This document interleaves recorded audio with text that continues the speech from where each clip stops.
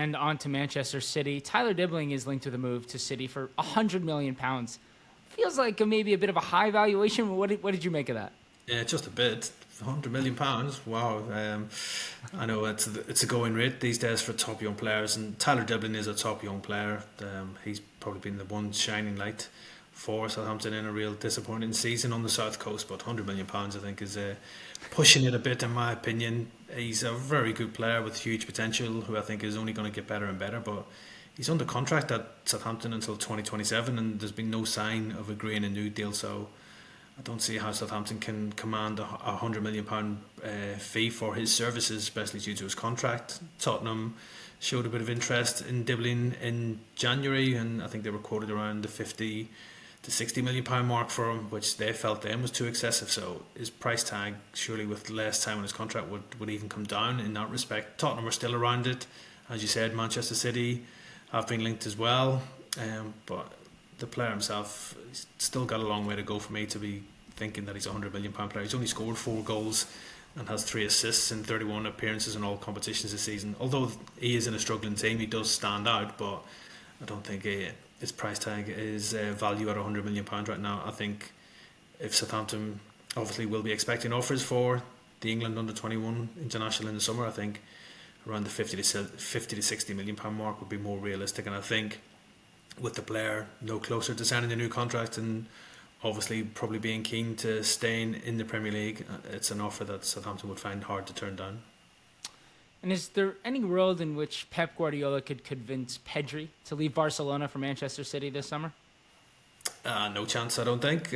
Obviously, it would be a dream signing for Manchester City, but I think that's what it is. It's a dream. I don't see this dream coming true. He is one of the untouchables of Barcelona, having come through the ranks and developing now into a world-class footballer.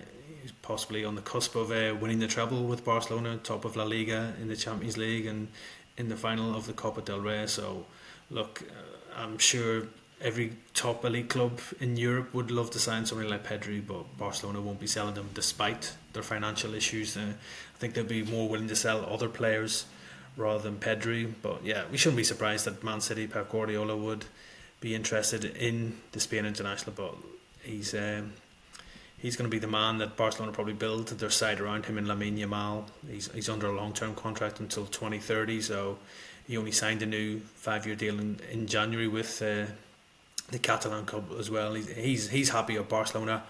Barcelona are happy with him, so I don't see any way that he could be lured away, even with Barcelona's financial problems. I think it's a player that they wouldn't even consider selling.